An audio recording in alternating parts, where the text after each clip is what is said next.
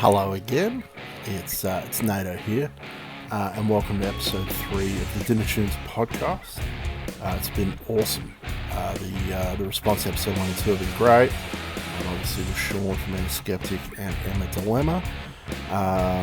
Today we have my good buddy of punk rock veterans wishful thinking, Carl Jackson, and we talk all things 90s, early 2000s pop punk, what it was like playing in a Christian band, and we even talk about this sort of journey from being that to where we are now, and as dads and as punks and all sorts of stuff. It's a really great conversation. I hope you guys enjoy it.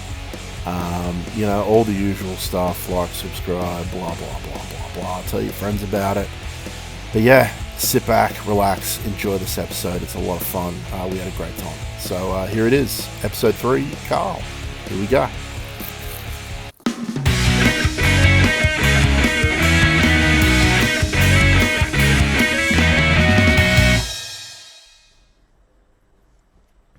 Well, there you go. I'm recording. Who knows what it'll look like. That's it, man. All right, here we go. Yeah, let's go. I'm excited. I'm excited. Dude, I'm currently home with COVID. Mm-hmm. So I caught the dreaded COVID, and my wife caught it. My 2-year-old brought it home. Oh dear. What an asshole. I mean, seriously, when people are going to hotspots, they should have the brain power to recognise that they should isolate for 14 days on their own. I mean, even a 2-year-old should be able to figure this out. It's not rocket science. If I had known, I would have busted a window open and left a bowl of water on the floor. Like, he would have been fine. Yeah, he would have been. Fine, Yeah, so. Kids are amazingly resilient. You can lock them in the smallest of spaces, and they're fine. They just bounce. Yeah, man. So, dude, I was thinking last night about the timeline of where I met you the first time. I was trying to remember that, and I'm thinking it would have been one of those Christian festivals that you and I used to frequent. It would have been Sunfest in Brisbane, in Boona, one of the Boona ones. Or if it wasn't that, it would have been Australian Gospel Music Festival or Easter Fest, whatever they called it, towards the end. I feel like it was one of them.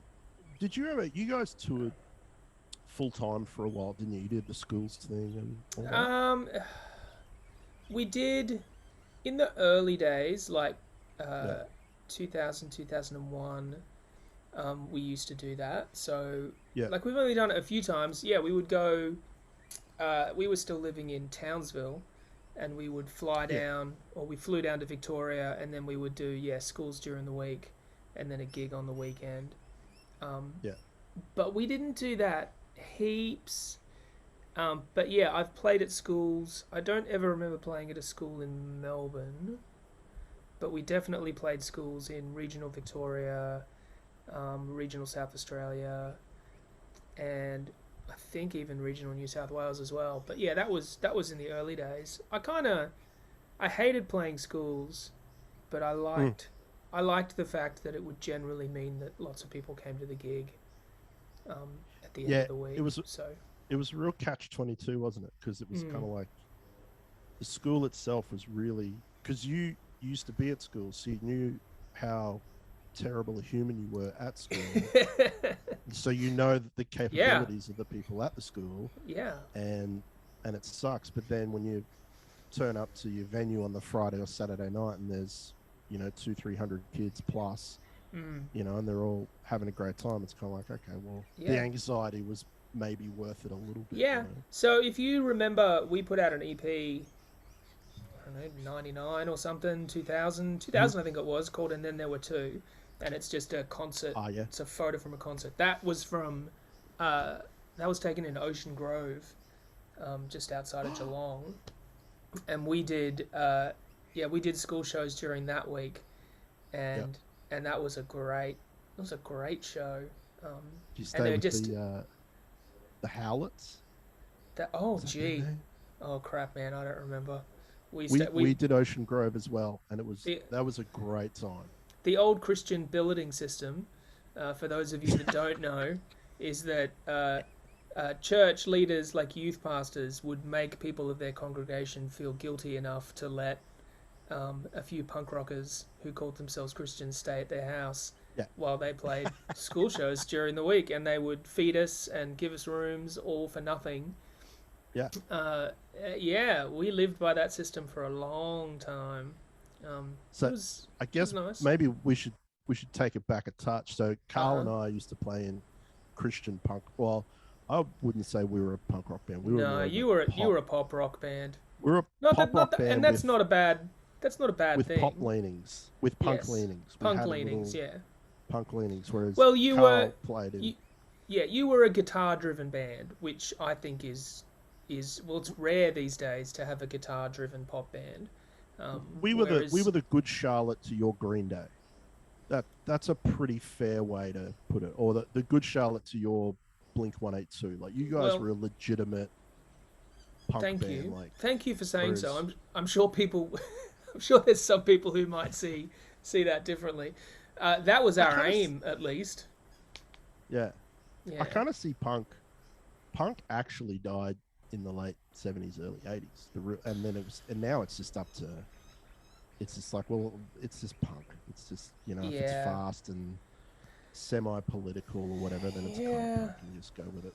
If you want to get me started on what punk is, because I think that is a Go really, for it, man.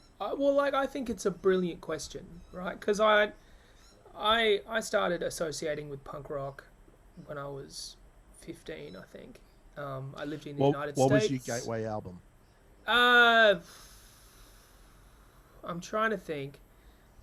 It would have been Dookie, but at the same time, so Dookie came out and Dookie was huge, but before Dookie, I was listening to Nirvana, and I was into grunge, and it wasn't until much later in my life that I realized a lot of those grunge bands that I listened to considered themselves punk bands. So, like I just recently read Dave Grohl's new book, and I've heard him talk about this stuff before, but he was just talking about how he got into music. He got into punk, and he got into that. It was the 80s. Like there were the two kind of, there was the Bay Area scene, and there was the Southern California scene. So in the Bay Area, you had your Green Days, your Rancids, and then down the bottom you had your NoFX's and what's their name, The Offspring, and that. And so that was kind of a lot of those bands, like didn't even, like they weren't considered punk. They called themselves hardcore or noise rock or all that sort of stuff. But all that just came out of love of punk rock. And if you look at a band like Nirvana, like you wouldn't really consider them punk rock today, but all the elements of punk rock are there. It's simple musicianship, it's gritty guitar, it's hectic live performances. It's it's just guitar, bass, and drums. There's some lots of screaming, yelling, discordant sort of shit, and so Dookie was the first kind of album I think that I was like, this is a punk rock album. But I was already influenced by a lot of, like, there were hardcore bands in my local scene. I lived in Louisville, Kentucky, and wow. there was a big hardcore scene there, and I used to go watch these bands that no one's ever heard of, Evergreen and Bush League, and they were these heavy, but once again, simple musicianship, heavy guitars, guitar, bass, and drums, screamy vocals. So I was already into that sort of music when sort of Dookie dropped and just blew my 15-year-old mind. And then I had a friend at school. Her name was Jill, and she went from like grade 9, my freshman year at high school. She was like this preppy, beautiful girl with blonde hair and stuff like that. And then she rocked up grade 10, like black hair, black goth makeup. She was going to the Rocky Horror Picture Show, and she was bringing all this stuff to school. And she was like, "You should check out this, and you should check out that." And she got me into Rancid. She got me into Operation Ivy. She got me into a bunch of these local punk bands that no one would have ever heard of. There was a band called, what were they called? the Indignant Few, and they had a song called the Frustration Song that just went fuck fuck like that, and it was just I was just like, this is mad. And so yeah, and so it was all that, and then of course, you know, that this is 1994. This is when punk exploded in the United States and the rest of the world. So it was, you know, it was a few years later that I discovered MXPX and the Life in General album in particular. And that's I'm particularly a special album. Like, yeah, I'm getting goosebumps just talking about it right now. So yeah, that album was, and I think, like, so already I was into that kind of grittier kind of punk, and I think it was that MXPX Life in General album that got me into the more skate punk rock scene. So, and that's the one, like the Southern California movement. So through MXPX, because we loved that style, it's funny, like it was this Christian punk band that got me into Blink-182, Lagwagon, NoFX, you know, all the bands that influenced them. And then it just, me and my brother just kind of went nuts listening to that stuff. So yeah, I feel like Life in General doesn't get the props that it deserves. Like, no, I feel like it's always Buffalo. Like because, well, I love Buffalo. Buffalo is actually my favorite MXPX record, but I feel like everyone gives props to Dude Ranch, Enema of the State, Dookie, you know, all those albums. I mean, even Unwritten Law's self-titled album, you know, Offspring Smash, all those. And it's like, I just feel like Life in General belongs in that conversation. It was so well written, does. Like melodically so perfect and musically perfect. Like everything about it was just sonically. Yeah, I listen to it now, and of course, you know, it's dated, being an album that's 20-something years old. But, like, I remember, like, sonically, that album just changed everything for me. And just, like, putting on my headphones and walking to work and putting that album on, I just remember just thinking, you know, that feeling you get from discovering a new kind of music? Like, it was just, as soon as I put it on, I would be happy. You know, that album would...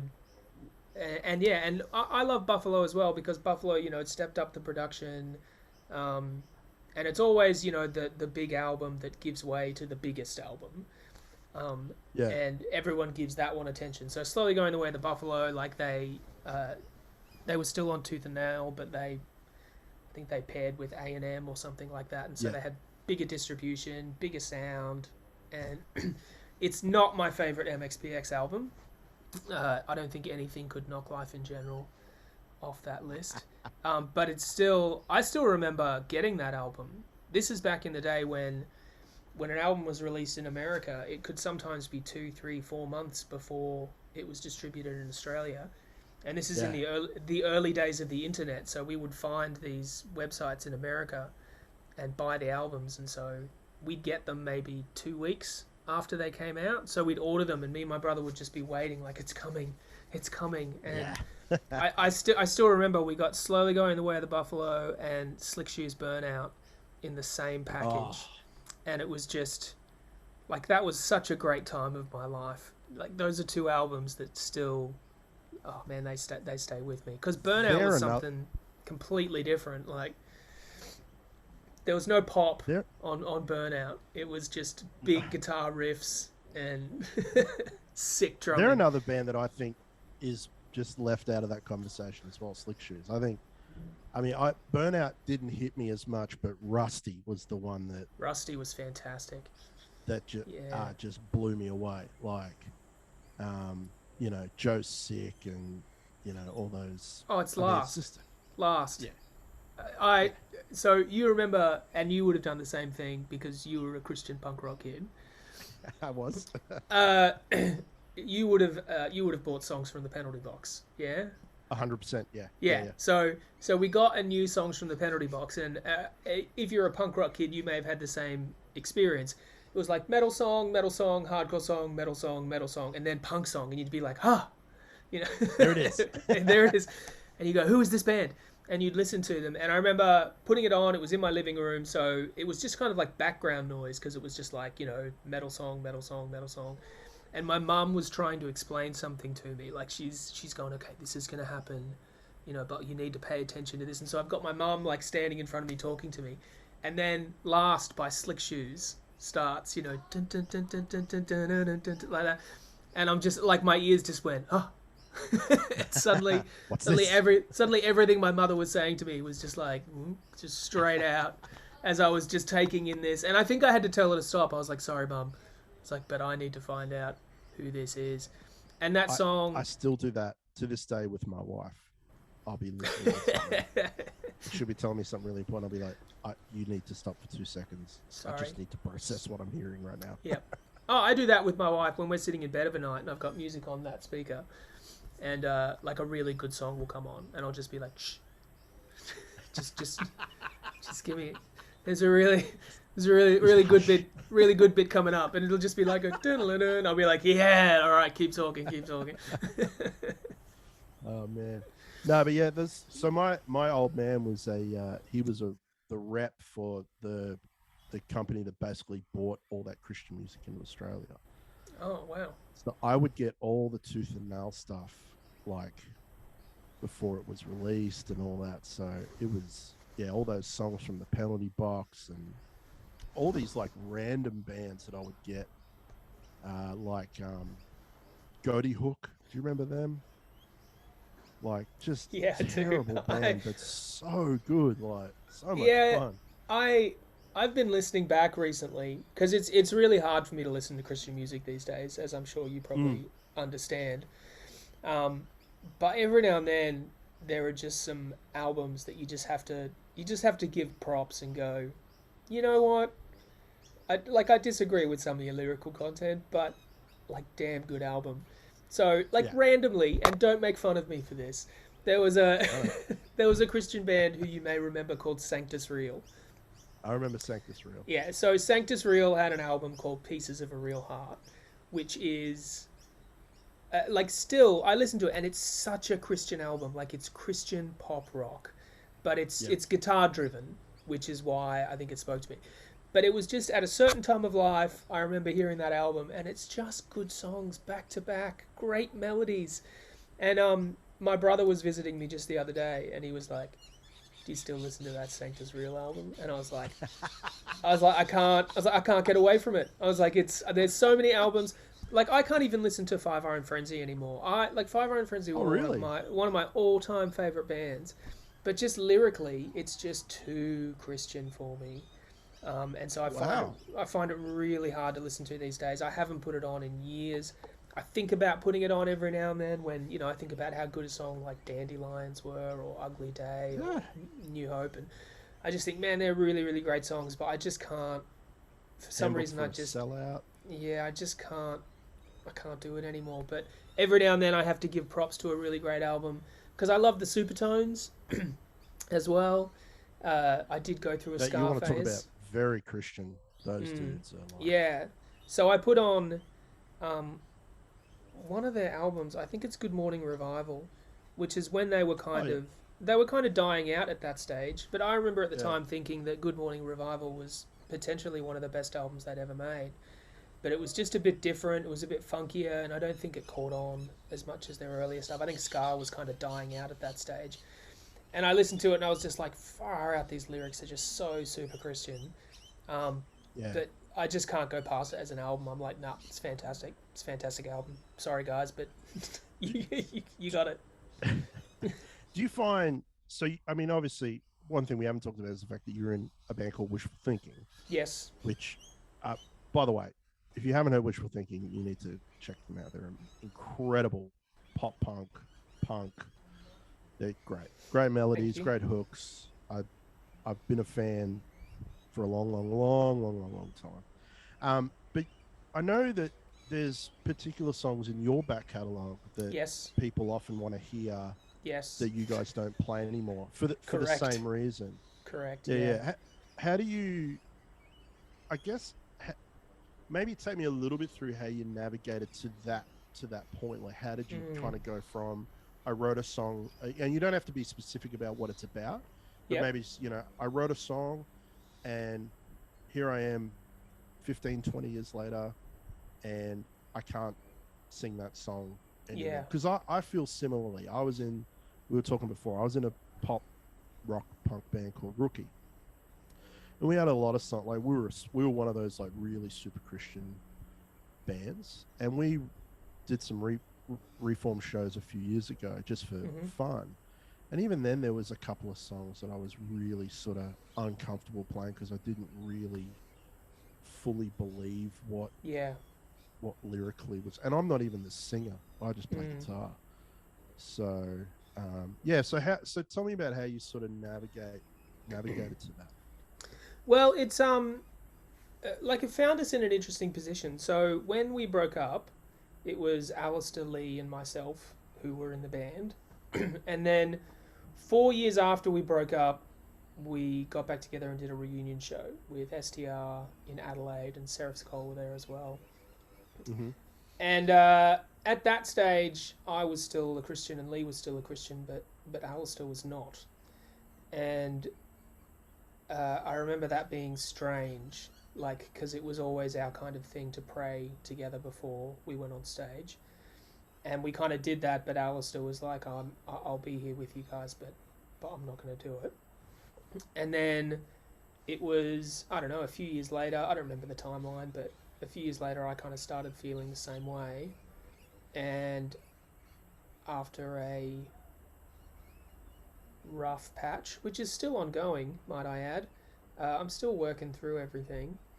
Uh, Hang on, I'm trying to answer the question here, but I'm getting too in depth. Let me Go. Get in let me depth, man. Go let for me. it. I'll try and squash it down a little bit.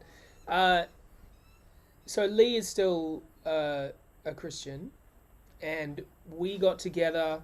It'd be just over 3 years ago now. I did a solo album, and I did it all with my brother. It was all online because he lives in Victoria and I live in Queensland. We wrote this album, and then I wanted to jam because I was like, I'd love to jam these songs with somebody. So I kind of organised all the Wishful guys to fly together, and we met in Melbourne, and we just kind of jammed on some of these songs and did some live recordings. And so it was at that stage, it was like all the Wishful boys back together. So my brother, who was a founding member, came back in on guitar, and that was probably the reason why when we decided to reform for this, like Lockie was just a part of it. Like we had already kind Yeah. of started that thing. But it was interesting. I don't know where Lockie's at. I ask Lockie all the time, "Do you believe in God? Are you a Christian?" He doesn't ever give me an answer. So, and I think he's told me that he's not gonna. So, take that as you Fair. will. So he don't really care. I don't think really what we do, whether we were pushing a Christian agenda, whether we were pushing a not Christian agenda. I don't think he really minds. Yeah. And Lee is just, I don't know, Lee's just the nicest guy in the history of the world.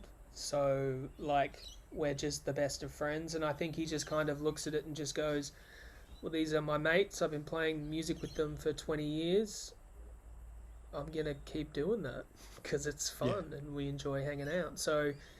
Uh, so when we got back together, everyone we've all been friends for so long and have continued to be friends since the band. It wasn't like, "Oh, I'm getting back into this band and a couple of members aren't Christian anymore." It was just kind of this continuation of this thing that we'd been doing. So when Wishful broke up, I had some solo stuff for a while, and I had Lee, to play drums for that. Um, whenever I was writing a song at home and I wanted someone to write a bass line for it, I'd send it to Al or send it to Lockie. So we've always kind of kept up over this time. So it wasn't, I don't know what it was like with you guys for Rookie, whether you guys kept in touch, but it wasn't like we'd been apart for a really long time and came back together and, oh my God, everything's different. Like, we had kind of grown and changed over time. So I don't think anyone was disappointed. But Yeah. for me, um, so for Lockie and Lee, I don't think they'd care what we played, whether we were, talked about this or talked about that. I think they're just kind of like, we love the music, we love the guys, it's fine. For Alistair and myself, I think, I mean, I don't want to speak for Al, but I think I am definitely more. I don't want to push that agenda because I don't actually believe in that, and I actually think Yeah. on a lot of levels it's quite harmful, and so I don't want to encourage that.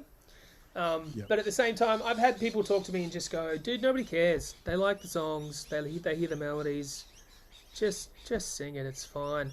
Um, so some of the songs, I I think that's I think that's really harmful as well, man, because it's your mm, song and it's I feel like there's got to be a degree of ability to sing it with some kind of conviction and some kind of, you know what I mean? Like yeah, you wrote it when you're in a certain place, and if you're not in that mm, certain place anymore, like I mean, it's different if it was like just some silly little love song or something like that. It's yeah, like you can make that work. But if it's something that's actually you sort of at the time you were taking a stance against, or not against, but you were no, I know what taking you a mean. stand on a position, making a position, and you Mm, don't have that position anymore. Well, you can't really sing that with any kind of. It yeah, would just feel, I don't know. I think you'd feel soulless as a musician. It's sort of, yeah, I agree. yeah, So most of the songs are fine. So like a song that we wrote, like "Smile," which was I wrote around September 11, 2001. Do I have the right to smile? Why thousands die tonight? There's religious stuff in there as well, but I think that song for me is just kind of like, how do we as people sort of make sense of what's happening? mm, How do we? And so I can still sing that with conviction. It doesn't really bother me. There's a couple of lines in songs that if you really delve into like the meaning behind them, they're quite harmful. But I just go, well, it's one line in a song. Does anyone even really know what that line means except me? So I just go, yeah, and that's fine. But you could some probably songs, change that one line, and no one mm, would know. yeah, potentially. I don't know, man. People get pretty. People can get pretty. You changed a You do have line. some We're you about do we're have about some to weird release fans, bro. we're about to release a song, and it's a new song that we actually wrote before Wishful broke up 15 years ago, and I have rewritten the lyrics. But the demo version of this song has been available for a long time. So Oh no, there will be like this small group of people who know that version, and when they yeah. hear the new version, they're gonna lose their lunch. They're gonna be like, "This is ridiculous! How dare you change that song?" You're messing with their Um, brain, man. I know, right? But it wasn't properly released, so I can technically still do that. It's fine. So yeah, but there are a couple of songs, only two, I think, that I can say with 99% certainty that I will never play those songs again. Yeah, Which is a and that's shame. fair, man. It's a shame on some levels because these two songs, like musically, like one of the ones is a song called "The Prophet," and like musically, I think that's one of the best songs I've ever written. Like I love the melody of that song, I love the driving guitars, I love the riff, I love the way it sounds, and I just go, it's just a shame that the lyrics are so fucking, they're disgusting. Like I disgust myself when I look at what I've written and I just go, what kind of a Yeah, turd little shit faced punk thought that he was doing something cool with those yeah, atrociously horrible lyrics, and so I just can't do it. And the yeah, other one is just like it's like a blatant profession of faith, and I'm like, I can't really do that anymore because that's just all yeah. lies.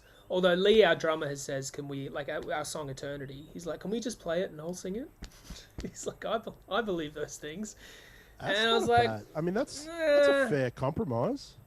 I don't mind Lee singing. I don't mind doing Mm. that, like that sort of thing for a song that only goes for a minute and a half anyway. Um, I don't care, but it's just like once again, it comes back to promoting something that I'm not okay with. Because Yeah, like this was a song where I would profess my love for Jesus, and people would throw their hands up in the air at the concert, and we'd all sing together like a big church service, and I'm just like, no, I'm not doing that, not doing that at yeah, all. So, yeah. um, but yeah, It's hard, isn't it? it is tough. There's like we play Eradicate, which is still unfortunately our biggest song, even though I'm 42 years old and I wrote it when I was 17. Still gotta play that freaking song, which is fine because we were talking about it the other day. I think Alistair just goes, "Yeah, it's a bit of a banger though," and I was like, "Yeah, it is. It is a bit of a banger. It's got a good melody. It's a good rock and roll It song." works, man.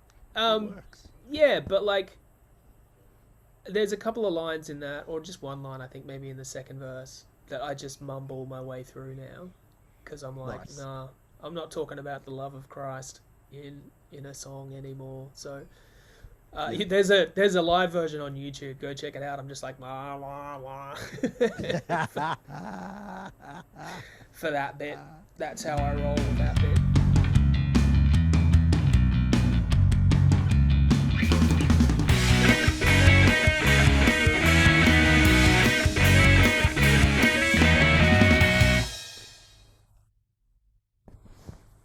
All right, there we go. All right, cool. So I guess one of the other things. So just to pick up, sorry, let's just be transparent here. Shall we recap I'm because we just took a I'm break? I'm too I'm too pov to buy Zoom, so I just use free Zoom, which means every like 30 minutes the shit shuts down and we start again. So we were talking about, like obviously being a Christian band, and now maybe where you're at doesn't quite align with where you are now, etc., etc. Correct. So how did fans deal with the first time you guys said shit in a song? Because that was on the last EP. Yeah. Had a little explicit thing next to the song, and I actually remember when we played with you guys at the Triffid in Brisbane with Anna Skeptic and Yep. For amusement only, was it Sarah Skoll. from FAO. Yeah, that's right. And I remember being backstage, not knowing that you guys had sort of moved away from where you were. Moved to the dark side. And I'm in a band called the Black Catapult, and we don't really pull any punches when it comes to naughty words. And I remember you came backstage with your mum and dad, and I was like, bro, like, I feel bad because like we're about to like say a bunch of bad stuff in front of your parents. In front of my parents, yeah. And then in front of your parents, you just went, fuck, bullshit, cock. And I was like, okay, cool. So yeah. So how did people react when it's the same old shit? Is that the line? Same old shit, just with a different name. Yeah. That's it. Yeah, it's a great song, by the way. Thank it's you very much. Cheers, mate. That was. No, I've lost my train of thought. Anyway, back to your initial question.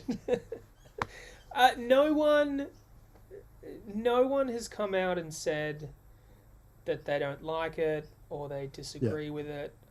I mean, I'm sure there's people who have taken issue with it, fans who may have dropped away. But I have a feeling that if people weren't into it, then they probably just would stop listening to us. Yeah. Whereas the people who have stuck around, I've had a lot of feedback from people who have gone through a similar thing to me, who kind of grew up in the Christian scene, are aware of how damaging and hurtful it can be, are aware of those ideologies that, stay with you even when you leave, things that you can't get rid of. So it's not so much the swearing, but the last song on that EP, What the Hell Am I Gonna Do?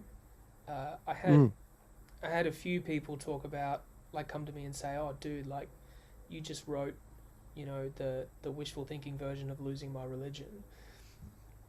And that's great. Yeah, and I think that if you go back through, like, I don't know if you ever got into Pedro the Lion and David Bazan.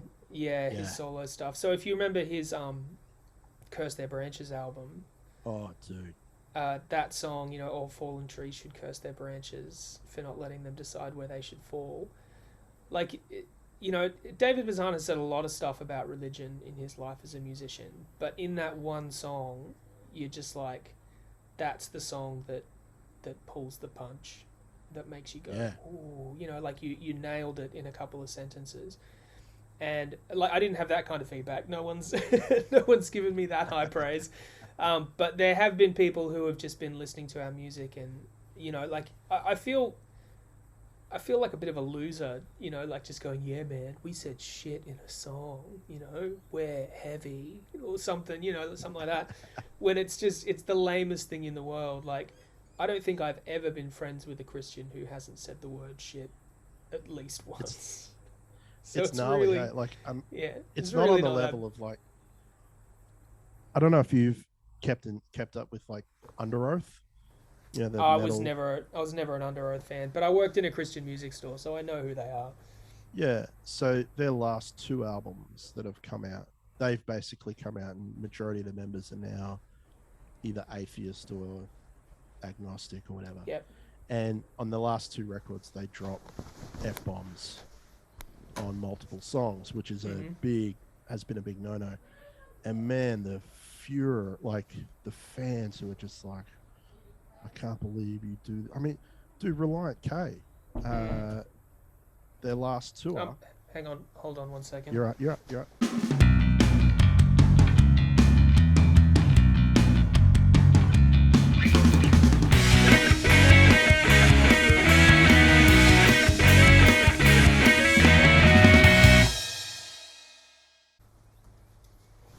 Oh, sorry, continue.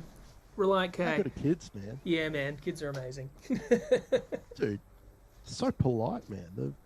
The level of politeness just then was. Oh, really? You fathered well, bro. Oh, thank you. Well. Thank you. I suppose the mic's on, isn't it? You heard everything. I heard every word. I just appreciate when I hear someone else's kids use please, thank you, sorry, did I interrupt? I'm sorry, I love you. It's just like, oh man, yeah, that's good stuff. No, I got 4 boys, and they're all pretty good boys. I am concerned about the fourth one. The fourth one's the youngest, and like typical fourth child gets away with everything, just kind of slips through the cracks. He's gonna be a terror. Yeah. But he's We got be 2, awesome. man. 2 boys, 2 and through. We're done. That's it, man. Well, I had twins, so we went from 1 to 3. So I never really had the option of 2.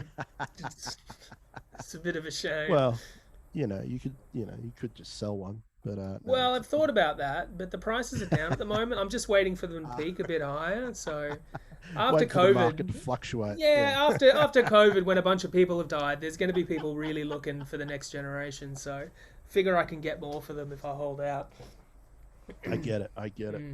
But no, so we were saying before, Reliant K just announced they're coming back to tour. They haven't done anything for years, and the support for their tour is this artist named Semler, Semler. She's amazing, but she's a openly gay ex-pastor's kid, and she writes really sort of these heavy lyrically songs about how damaging some of church culture is and things like that.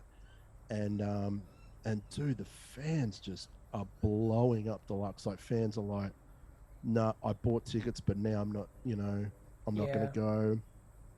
How can I take my kids if she's going to be up there swearing and spreading her gayness around? And it's just like, are we in the freaking Stone Ages? Like, what the hell, man? Like, so it's good that you guys didn't get that kind of hate thrust upon you for having, one little. I mean, it's just a word, man. It's just,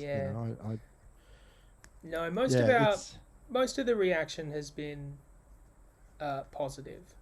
I haven't had and I mean, obviously we're not as big as someone like Reliant K, so we don't have that sort of large Christian fan base.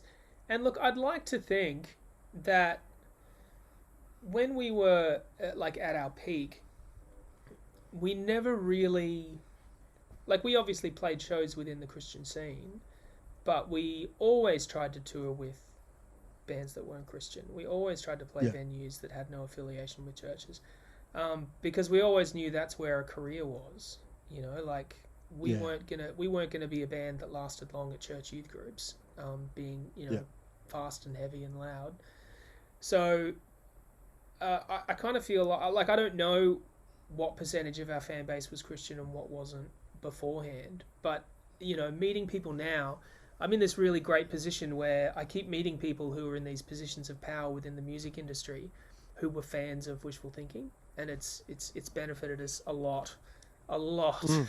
over the last couple of years, because there's these people who have, really, uh, what's the word I'm looking for? Influential jobs, and these people aren't Christian people to my knowledge. They were just scene kids from back in the day. So I'd be interested to find out what percentage of our fans were Christian to begin with, because I know that a lot of bands, bands that we were friends with, really pushed the no, we're a Christian band, we play Christian events, we sing Christian songs, and they went down that. Whereas I had no issue with that, and I was happy to play shows within that scene. But there was also, we were kind of really good friends with the guys from Anti-Skeptic, and it was really easy to see them forging a different path. And I remember even from early on just going, that's the one. That's the Yeah. one I want. I think that's like, just career-wise, people who are Christians will listen to non-Christian music. So if you follow Yeah. that path, then you kind of get the best of both worlds. Whereas if you just push yourself into the Christian market, I always kind of felt like that's all you'll get. I don't think there's non-Christians out there looking into the Christian market to see if there's bands they'd like. So it always just seemed like the better option to us. So I'm sure that we already have a decent fan base of people who weren't Christian to begin with, and frankly couldn't give a shit whether we were Christian or not. And then within our Christian fan base, I think there was, I mean, it's hard to say, but it seems like a large percentage of those people are no longer Christian now that they're older. Just judging by who I've spoken to. I know it's purely anecdotal evidence, but before the shows we did with Seraph's Cole, before the shows we did with Anti-Skeptic, before the shows we did with both Anti-Skeptic and Seraph's Cole and FAO, that big tour, lots of fans and stuff were coming out of the woodworks, and several of them would ask me, so are you still a Christian? And I'd be like, nah, not anymore. And they'd go, yeah, me too. And then they'll always go with the like, it's really hard, isn't it? Like, it's really tough to try and push that stuff behind you. And I'm like, yeah, man, So it's nice that I've got a bit of an outlet, that I can throw some songs in every now and then and just go, I can just be a little bit more who I am. So yeah, so that line, that same old shit just with a different name, like I wrote the demo and I sent it out to the boys, and I remember Lee was listening to it when we were in the car, and he just goes, ooh, swearing in a Wishful song, controversial. Like, that was that was it. That was the only remark I got from Lee. He was just like, ooh. Nice. I guess that was when you knew you were okay. It was like, Yeah.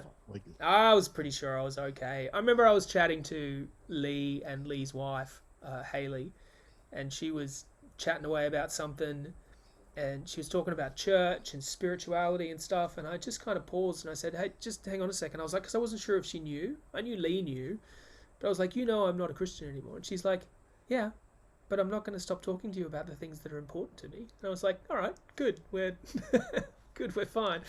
So, That's and it was awesome. just kind, Good on it was him, just man. I just kind of felt that camaraderie. It was just like, well, we let you talk about your theories and your thoughts on that, and as you let me talk about how I feel, and we'll be fine.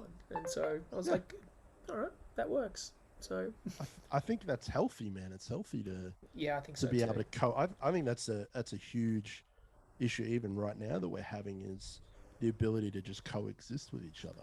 Like, we have these differing opinions, and it's like, well, just because we have differing opinions doesn't mean that we necessarily have to hate each other or be gross.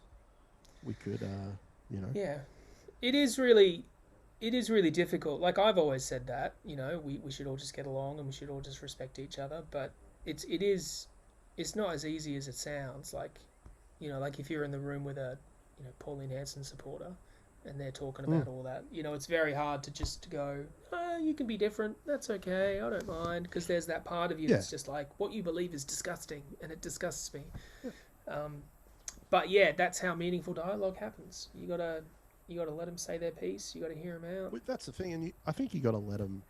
You gotta let them. Some people, you gotta let them go through that sort of bit to come out.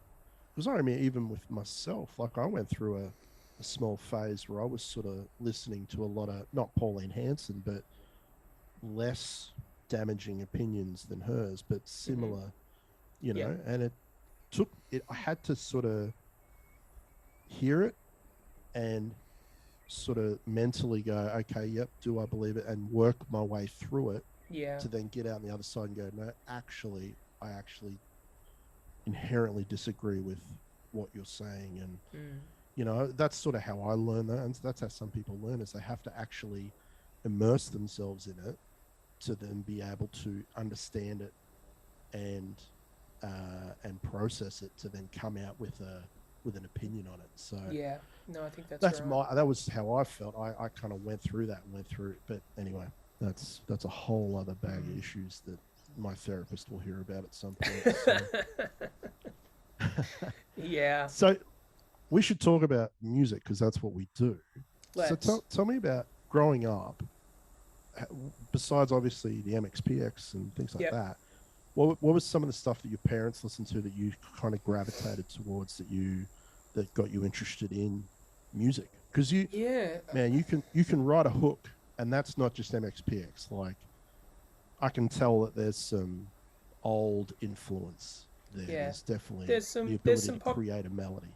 There's definite pop sensibility. I mean, I hesitate to mention this one because everyone's going to roll their eyes, but goddamn, the Beatles were just, that was all through my childhood was the Beatles. And if you want to learn how to write a hook and a melody, you really can't go past John Lennon and Paul McCartney. Those two guys were just unbelievable.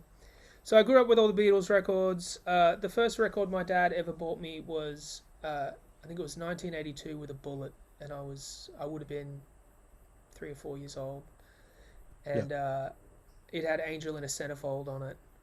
Da, nice. na, na, na, na, na, Jake Ellis Angel band. in a Centerfold. Um, Yeah. I had no idea what that song was about until I was a teenager, and I looked back. I mean, I was like 4 years old. Like, who's gonna know? Yeah. Who's gonna know what I'm singing?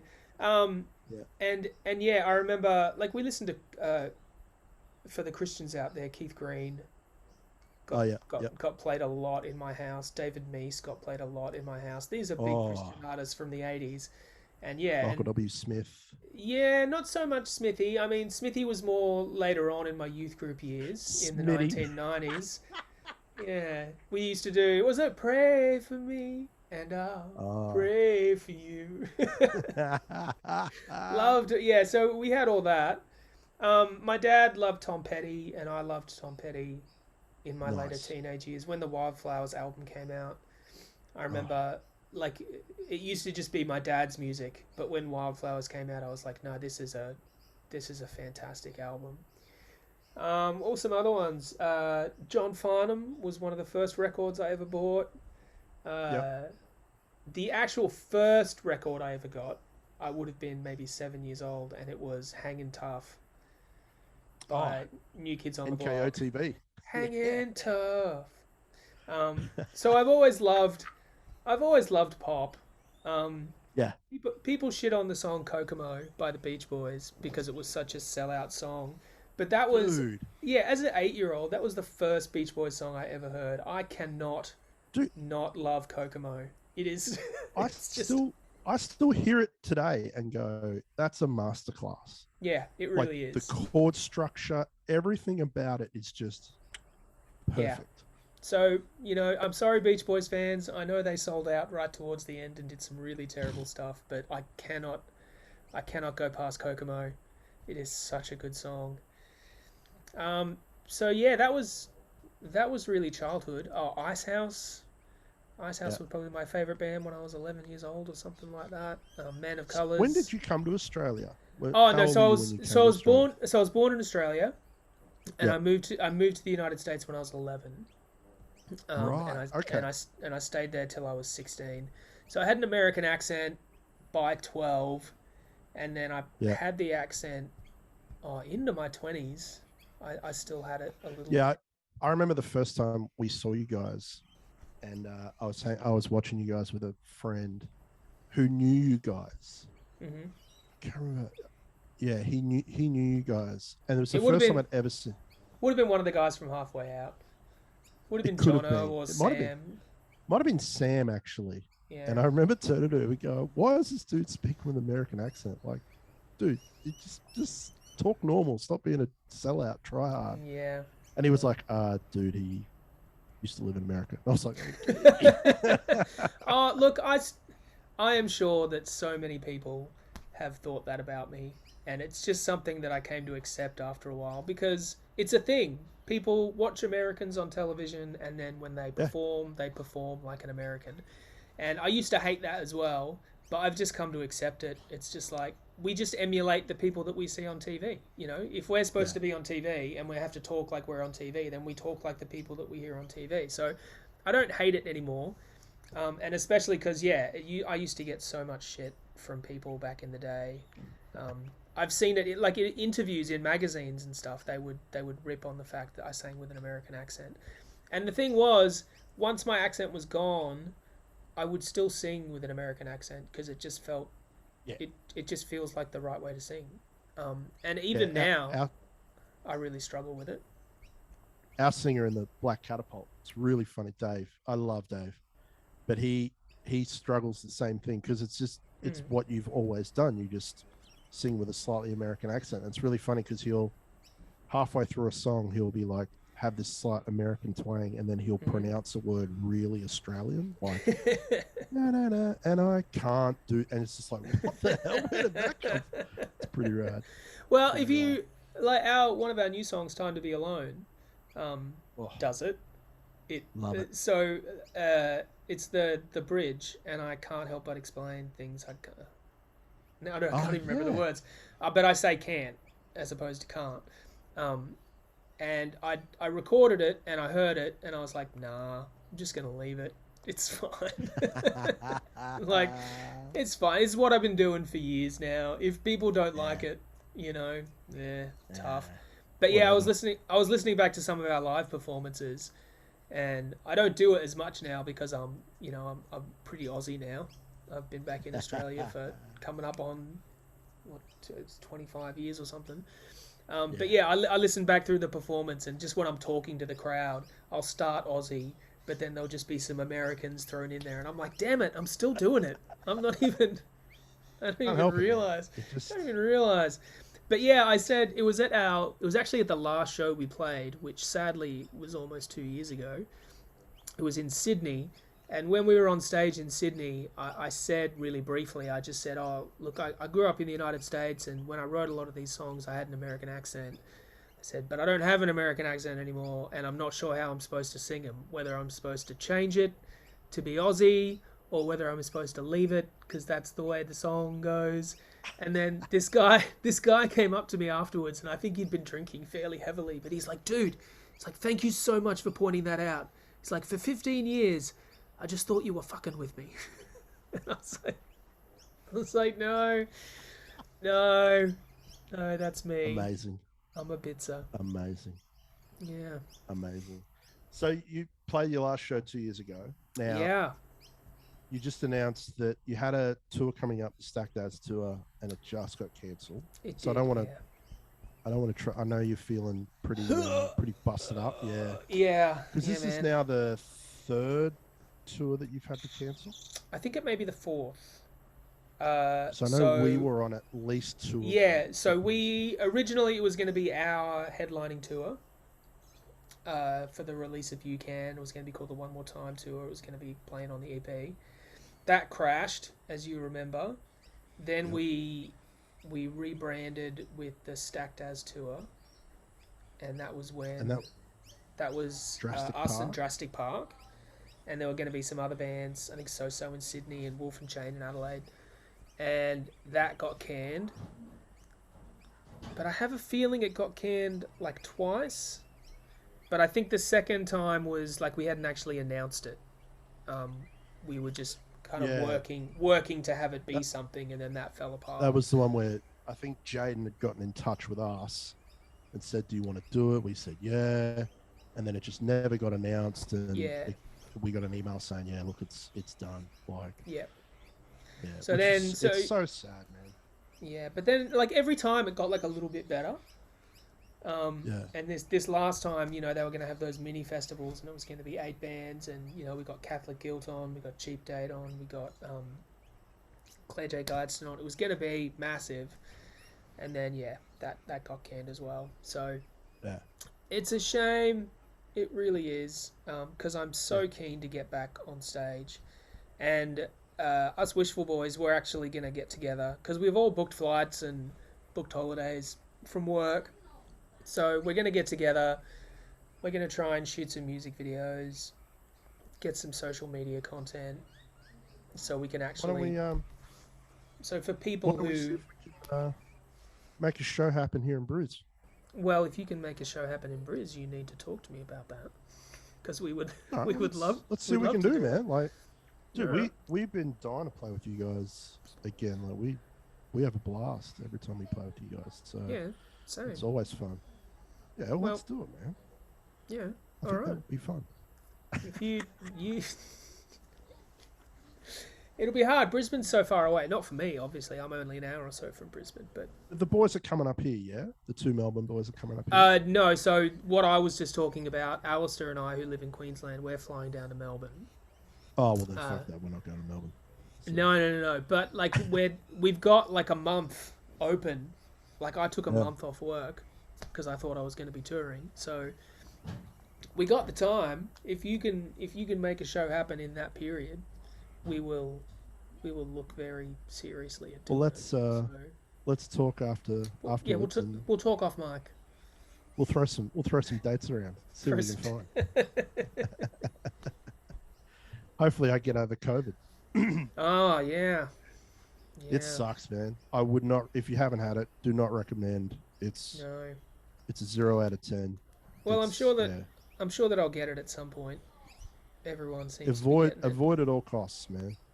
Like if you can avoid it, do it, man. Do whatever you can to avoid it because it is a horrific ordeal. So some people get away with like being sick for 2 days and then they're fine, dude. Me and my wife have been absolutely punished by it. So it. That's horrible, yeah, man. it's pretty brutal, man. Dude, I want to fire a couple of quick fire. Ooh, I mean, you don't have to rapid It's the fire answer them, it's the lightning but it's round. just it's the lightning round. Yeah. All right. Look, Do you collect vinyl, man? Do you buy vinyl? no, You haven't gone the vinyl route yet. no, Is it something that you think you'll do? no. No interest. Not really. I mean, I like it. Like when people have got vinyl, and Yeah. like most people my age, I think that not necessarily vinyl, but vinyl cassette, CD, like having an actual physical product in front of you. I do really miss that when it comes to a band that you love, because now if you love a band, you love their music, you get a little square of a picture or something that nobody cares about. Yeah. But used to folding it out, looking at the lyrics, band photos and stuff like that. I do really miss that. So I definitely see the appeal of vinyl. And I do enjoy it when, I go to someone's house and they've got vinyl and all that sort of stuff. I love seeing that. But like as soon as the music, like I used to have a massive cupboard full of, I think it had 500-600 CDs or something in it like that, all in alphabetical order, all beautifully arranged. And it used to take pride of place in my living room. But when I bought my first iPod and everything fit in that little thing, I was, let's go for the future. I used to have, I took all the CDs that I listened to regularly and burnt them so I could have a big book of stuff in my car without actually damaging the CDs, so I'd have a burnt copy in the car. And it was always like, you get in the car and you're flipping through and you're taking out CDs. And man, when I got my iPod and I could just plug that bad boy in and go, Yeah. I was definitely heading to the future of music. I had a similar folder for the tour bus. So Yeah. I burnt all my favorite ones to take on the tour bus because I knew they'd just get destroyed on Yeah. the bus. So, all right. Well, let's. If you did own vinyl, okay. So there's a fire, and you can only grab an armful of records. What records would you grab? As already mentioned, Life in General. I'd probably grab American Idiot.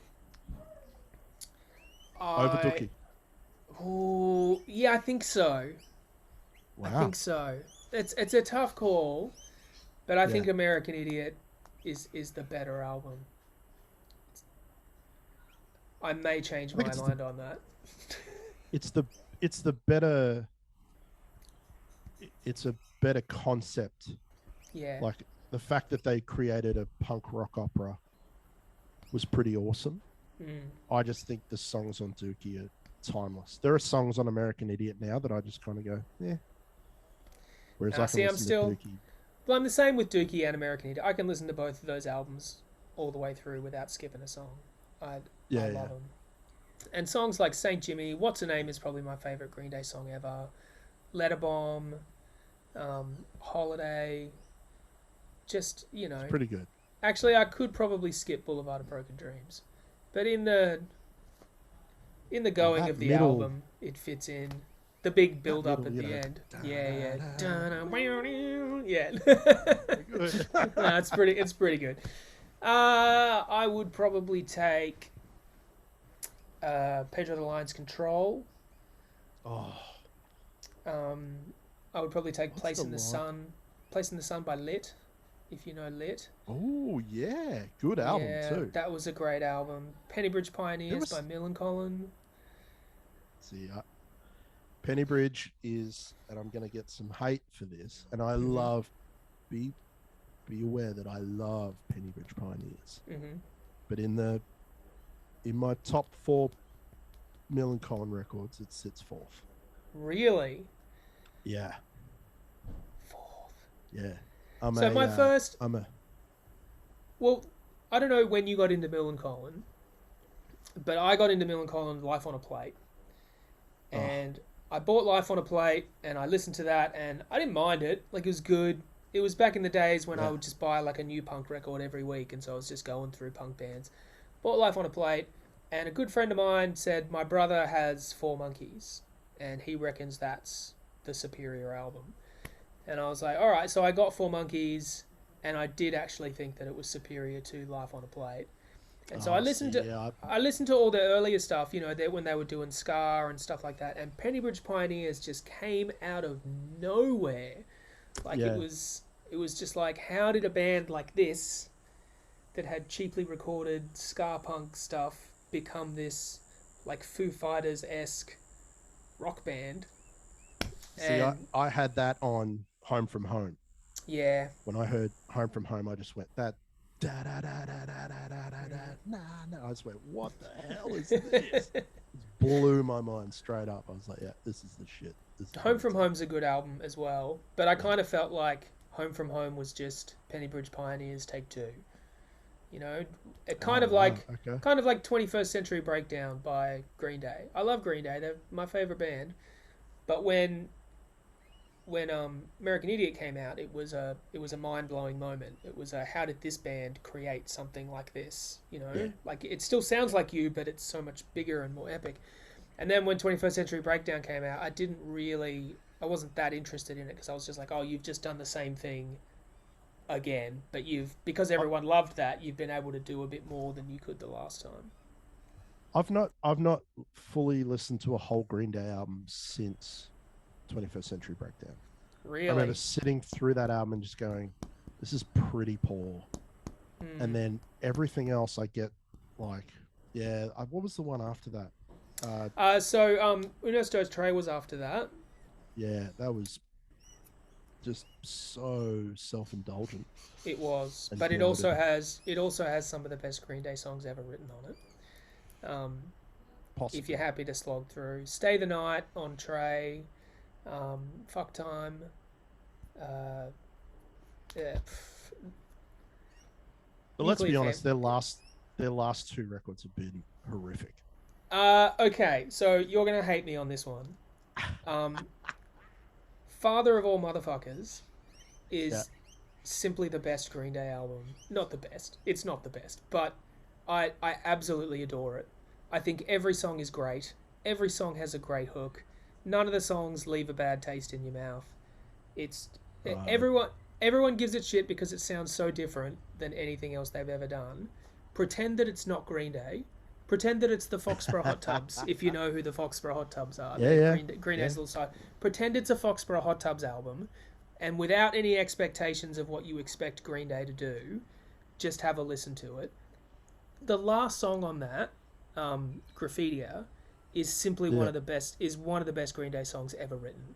All right. And I'll give it another crack. give it another go. And I keep trying to tell people this because I'm a lifelong Green Day fan, and I know it's hard because I tell people, like, Billy Joe Armstrong could fart into a microphone for 45 minutes and I would buy it. So I know that my opinion is not always the best one to go with, but I don't understand why it's got the hate. Everyone's going, it's so different, it's so different. If you look back through their catalogue, listen to the Foxborough Hot Tubs, listen to a bunch of stuff that all the stuff that was on Unos Do Tre, every album had 2 or 3 songs that were in that style, So they've been doing this. They've been doing this they've been doing this on and off for 10 years. This kind of, I don't know what to call it, hillbilly rock kind of thing.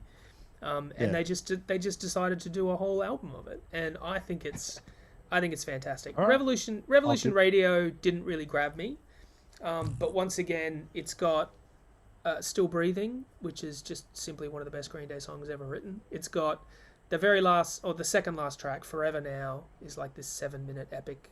It's great, and this is the thing. So, like, I understand you might not think they're great albums, but there are some gold moments on there if you look for them. Give it another listen, just without expectation. All right. But I don't think I would grab Father of All if my house was on fire. I think there we go. That's what I was looking for. Yeah. So Pedro the Lion's Control. Perfect. Oh, there'd be some random ones. Shit, I can't do that. It's too hard. Someone asked me once to pick my top 10 albums, and it's hard. What's the Rancid album? Out Come the Wolves. Out Come the Wolves. Yeah, good record. So yeah, I got my Green Day there. I got my Blink-182. I got my Weezer. So Weezer, Pinkerton,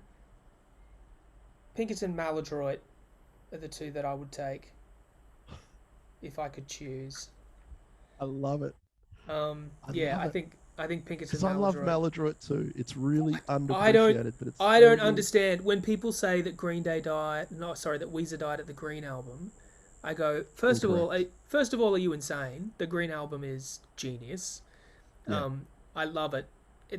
Make Believe is phenomenal. See, Make Believe is where they lost me. I don't think. I love Make Believe. I love the song that everybody hates, Beverly Hills. I think that's a fantastic. I think it's a fantastic track, and Perfect Situation is incredible. The chorus is just didn't. It's that song starts when I first heard it with the piano. What's the deal with my and I was just like, fantastic, absolutely fantastic. And then the chorus just didn't deliver for me. It does, however, have one of the best Weezer music videos ever made. If you've seen that video. Which one's that one? It's the one where it's Weezer, but it's got a girl as the lead singer. Oh, yeah. And Rivers is her like manager or whatever, personal assistant, and she's just like a crazy rock star. So yeah, no, great video. And even the Red album, it was a bit of a jumbled mess towards the end, but it's got Troublemaker on it, which is perfect. I've said this 100 times now, but it's simply one of the best Weezer songs ever written. Greatest Man That Ever Lived. Has the Red album got Put Me Back Together? No, that's on the next one. The Is that Ratitude? Yeah, Ratitude. Hurley. Ratitude, yeah. No, there is. I only discovered recently that there is a good song on Hurley. There's a couple. I'm trying to think of what it's called. Hang On. Memories is a great song. I think Hang On is the one I like. Hang on, that one's great. Yeah. And the single version actually has a guitar solo, whereas the album song has a keyboard solo. The single version is better. But yeah, even I still go to Weezer. I love them. White Album's fantastic. Everything Will Be Alright in the End is fantastic. That was great. That Yeah. That as a comeback, Rivers going, "I totally fucked up, and we need to just make Weezer music." It was Well, I like don't know. perfect. I don't know if you've listened to their new stuff. The Black album was high rotation in my household, even though it's Yeah. nothing like a Weezer album. Um, and even Okay, Pacific. Human OK Human is is beautiful, just yeah, beautiful. and Um, Van Weezer is so much fun. Dude, I think I'm trying to think of what song it is on Van Weezer that I really love. Uh, uh, all the good ones are gone. All of Oh the yeah, good ones are gone. Like he knows how to write a yeah, hook. That guy. he does, You man. ask me how I know how to write a hook. Look no further than Rivers, Rivers, Billy Joe, Mike from La MXPX. Carrera. Yeah. Yeah, they're some of my heroes. All So right, just two more. Here we go. two more albums. Oh, two more No, questions. no, Go. two more questions. Okay. Best live band, local and international. It's a tough one. Whether they were the best live band, I think it's the Or favorite. best concert I've ever been to. If that answers your question, Yep. hands down, Cake. If you know Cake, Wow. short skirt, long jacket. I have Yep. loved that band since I was 14 years old. I think my brother bought it. Viciously underrated. Yeah, and all of their albums sound exactly the same, and Yep. they're all fantastic. And I went to see them with my wife and my brother, both of whom are big Cake fans, and they are just entertainers. And oh man, that was a great night. I was depressed for months afterwards because I wasn't at the concert anymore. I would hear their Yeah. songs on the radio and I'd go, "Oh, I'm not at the concert anymore." It was just the best thing. So yeah, they were a great live band. What was the other part of the question? The other half? And local. Is there like a band that you've toured with or something that you think put on a hell of a show? Do you mean like local bands that's playing right at the moment, or just Or one that I've past. seen over the last 15 One that years? you've seen over there, yeah. Andy Skeptic blew me away when I first saw them live. Um, The fact that so much noise comes out of three people is Yeah. insanity to me. yeah, Like, I don't know how Andrew gets his guitar to sound so big, and Sean. I mean, obviously Nick is an yeah, absolute animal on the drums, but I remember seeing them at Easterfest on the main stage, and there was like 10,000 people. It's this massive stage. I'm pretty sure Andrew had like glandular fever or something. He was yes, like he did. He was very deathly sick. ill. He almost collapsed And after that show. I remember halfway through, he like took his jacket off, and he was like, you could tell he was struggling, but they still put on like the most, just massive sound, man. Like, Yeah. yeah, So, and well, I had almost the opposite experience with them in that when I first saw them, we were at the Barwon Club in Geelong, playing to nice. almost nobody. We'd never met them before. We rocked up and just became fast friends that first time Yeah, that we met. And yeah, seeing them on the stage, just they used to be so much fun. Still with what you're talking about, like the Andrew Sean combination yeah, really make for. If you're a three piece, you want a great bass player. You know, yeah. you can't just have a And root note bass player.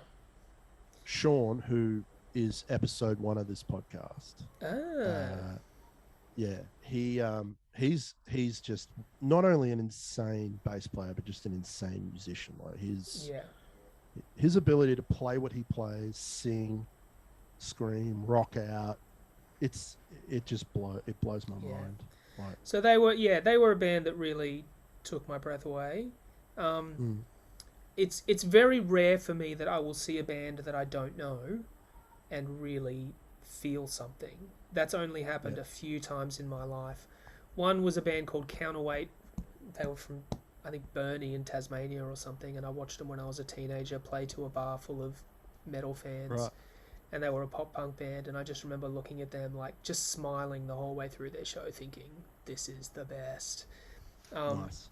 but yeah, I remember feeling that way with them. I don't know if you remember, that band I just talked about, Counterweight, one of their guys formed a band called the Charlie Parkers, who were like a bit of a Triple J band back in the early 2000s. I don't know if you remember that name, but yeah, so them, Anti-Skeptic, and I don't...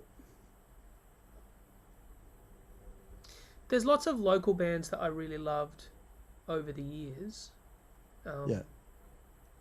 But none that are coming. Isn't it? Because yeah, I used to watch bands out of like a friendship thing, so I wouldn't necessarily love what they did, but I would watch them because they were my friends. It's like, well, I'm going to go and watch their band play. When you're talking about Anti-Skeptic, were one band that completely blew my mind the first time I saw them. The other two that did it to me was Think Tank. Yep. Remember I'd never seen energy on stage like that when I saw them, because I saw them in, pretty sure it was this like dingy club in Brisbane, and there was like 50 people there, and it was them, and I feel like Edison came up with them. Well, it's funny that you say that, because as you were talking, I was thinking, oh, I remember seeing Edison and being blown away by Edison. I saw them play in Melbourne, and they were fantastic. So the first time I met Sean, so I'd never met Sean when he was in Anti-Skeptic when they first started. The first time I met Sean was at Edison Music's last show in Adelaide. Oh wow! And I hung out with him and Jeremy from Think Tank, and I think Darren was there. No, Shane was there. Sorry, and we all just stood there and basically bonded over the fact that we loved Edison, and we were all crying, and it was beautiful, man. It was ridiculous. All right, last one more band. When I saw Cheap Shot in Adelaide, there was an Adelaide local punk band called Cheap Shot. I remember loving them the first time I saw them, thinking this is great. So there you go. The Adelaide scene in the early 2000s was unstoppable. It really was, wasn't it? Think Tank, Edison, STR, Cheap Shot. There was just a stack of bands that came out of Adelaide that were just Mere Theory. I don't know if you ever heard. I do remember Mere Theory. Oh, there was heaps of hardcore bands as well, like Paradise Burning and who were the other ones? I can't think of their name. The guy from STR, the drummer, ended up joining that band. What were they called? I can't. Yeah. Anyway, there were heaps of metal and hardcore bands. Last question. Hit me. Where can we find your band shit? So where can we find Wishful Thinking? You can go to our Facebook page. Facebook, search Wishful Thinking, you'll find us. You can find us on Instagram. You can find us on Bandcamp. You can find us on Spotify. You can find us on Apple Music. You can find us on all the other streaming platforms. We are a hard band to find because I think currently there are 11 bands called Wishful Thinking. That is an overstatement. But one of the joys of being in Wishful Thinking is that we started our band before the internet was really a big thing, so we couldn't really check if there were other bands. That's it. But it's a common name, and there's a few of us out there. So look for us. What we'll do is we'll drop some links in descriptions, etc. That would be great. If people do actually listen to this podcast, which who knows, they might. Who knows?